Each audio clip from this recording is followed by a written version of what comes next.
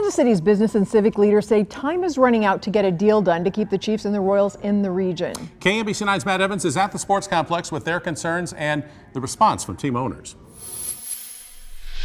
The tone of this letter, penned by some of the most powerful civic and business groups in the city, say that it's time to put state rivalries aside and find a way to keep the Royals and the Chiefs in the region, whether that's in Kansas or Missouri. We need strong, realistic, public-private partnerships that make staying home in our region the only choice. In that statement and the video released along with it, civic and business leaders warned of the possibility of one or both teams leaving the Kansas City region entirely if a deal isn't done soon. Now is the time for a KC region to rally. To protect the championship legacy we've built together. This statement came out the same day the Missouri Senate passed legislation that would create a Clay County Sports Authority, meant to potentially lure one or both teams north of the river. I think that would be an incredible home for the Royals.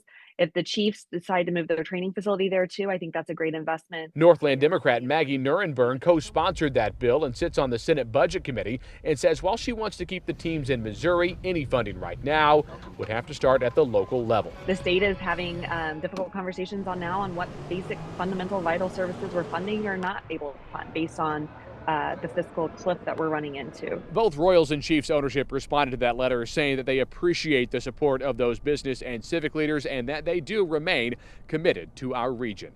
In Kansas City, Matt Evans, KMBC 9 News.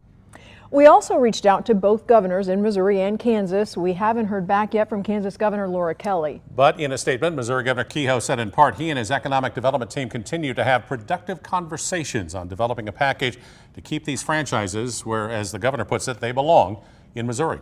You'll remember several options have been on the table for the Royals' new home. Some were official. One of those reported sites included the Hesperia campus at 119th and Knoll in Overland Park. Last month, rumors circulated about this site being a possibility for the Royals. The management group for the site says they're not in discussions with the team. Back in Missouri, the Downtown Council proposed Washington Square Park across from Crown Center and Union Station.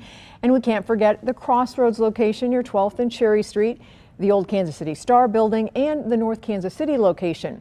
Independent city leaders also tried to make a pitch to bring the Royals east. Leaders had the Independent Center in mind as a spot for a possible future ballpark. Now, team leases for the stadiums are up in 2031. We'll bring you updates as they happen right here and at KMBC.com.